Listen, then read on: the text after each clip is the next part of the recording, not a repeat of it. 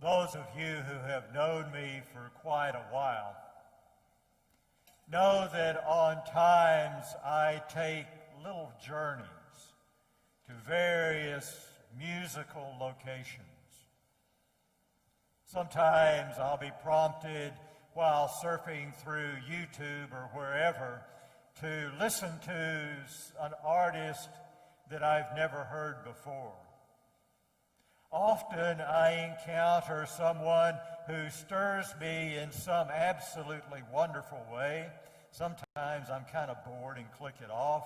Sometimes it's just not my taste, but various kinds of folks come to me during those times.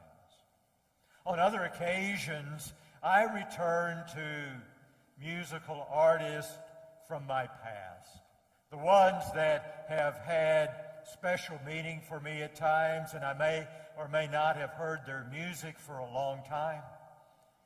And something draws me back, so I will go looking for it. That happened to me recently. I went back to a group, a band that I listened to quite a bit, especially while in seminary.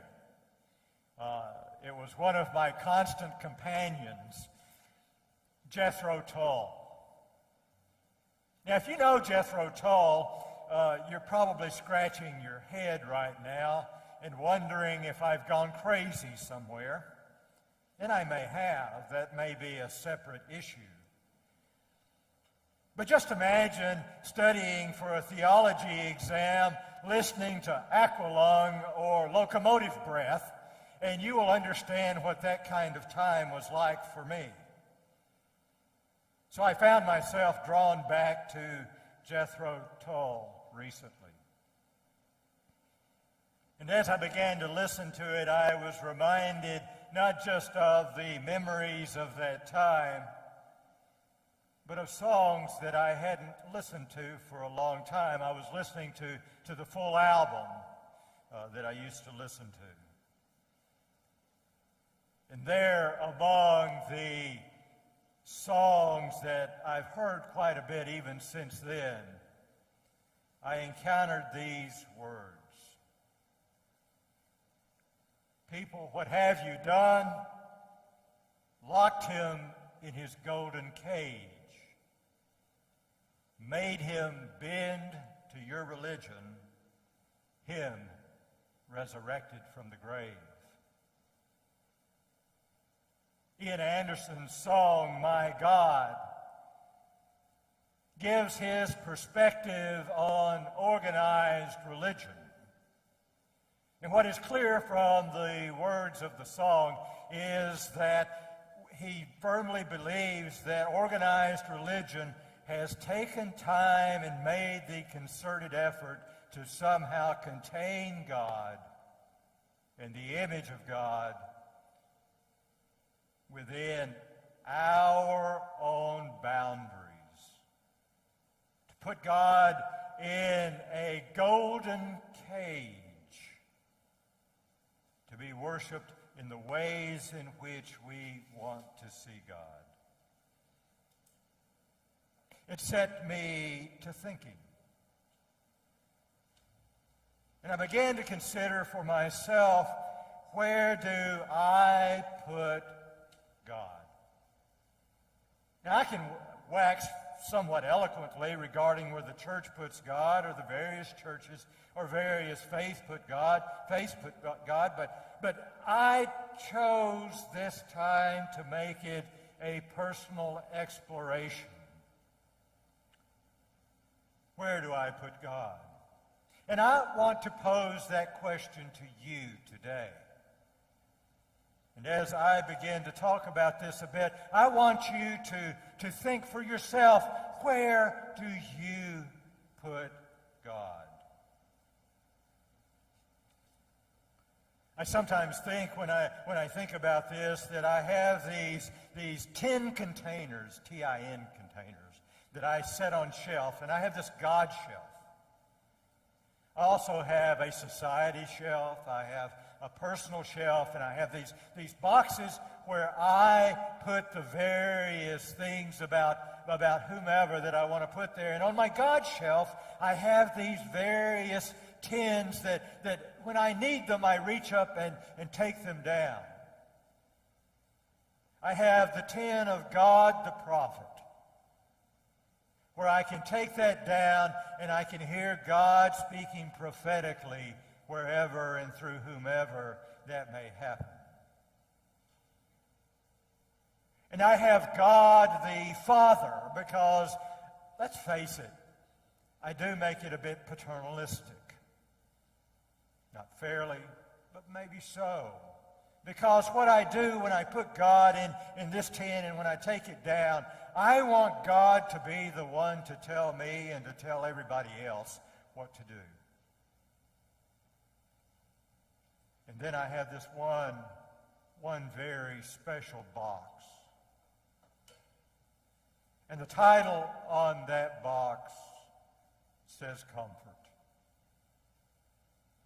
Comfort. This box is worn. The colors are faded where my hands have reached up so often to grab it.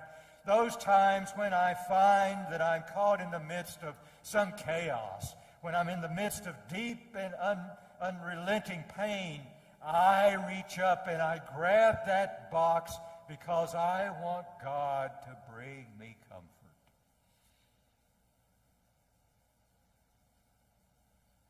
It's one of God's golden cages.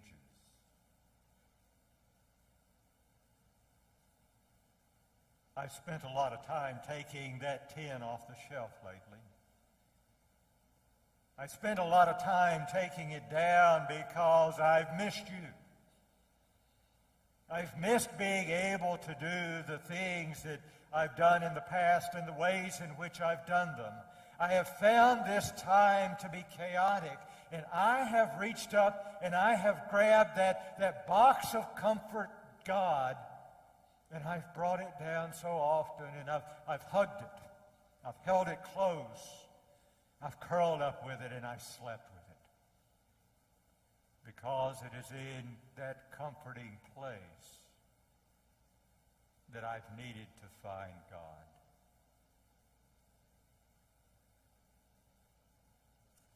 Anderson goes on and he says, He is the God of nothing if that's all you can see.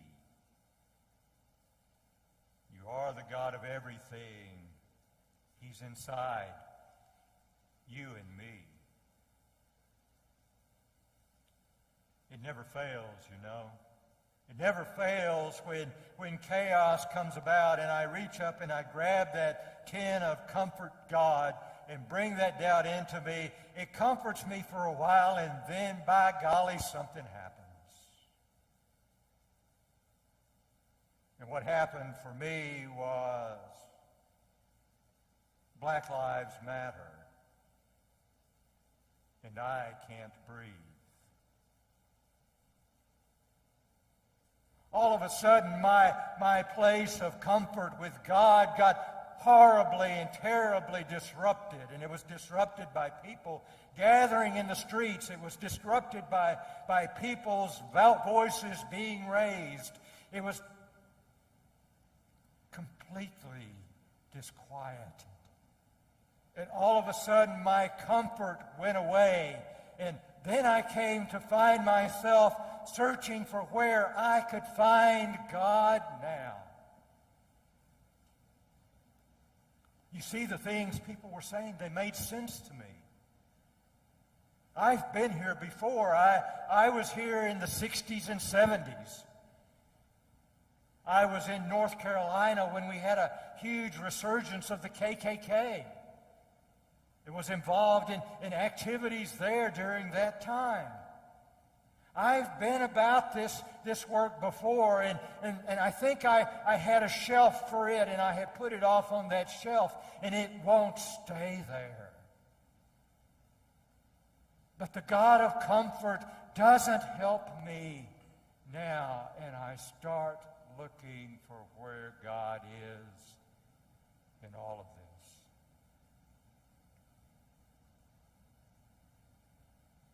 And I realize that God is in the middle of the street. God is at the front of the protest, in the middle of the protest, in the back of the protest. And God is with those carrying police officers who are gathered there. And God is in the midst of them because God is in you and me. I like what Ian Anderson says. In essence, he says to us, we try to make God too small. And if we try to contain God in only what we need and what we want at any given time, then we miss the opportunity to be a part of God's transforming love. I may want God to always be the comforting God. But if we read the stories of our faith, be they in the Hebrew Scriptures or the Christian Scriptures, we continually encounter a God who always sides with those who are oppressed and pushes each and every one of us to work for justice. Today is Trinity Sunday. The only Sunday that we celebrate a theological premise. And we really work to try to find the lectionary text, the scriptural text that will somehow indicate that. And then some folks try to explain the Trinity. I've done this long enough, I don't do that anymore. I understand. But I'm going to tell you the essence of the Trinity.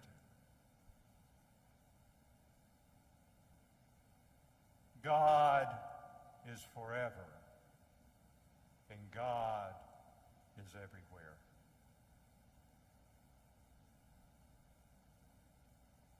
People, what have you done? You've put him in a golden cage. Maybe it's time that you and I looked around us and found God in the places we don't want to see God. Because maybe if we can do this, we can experience God in a new way. We can open ourselves to more of the experience of what it is like to be with the divine. And when that happens, you and I become someone new,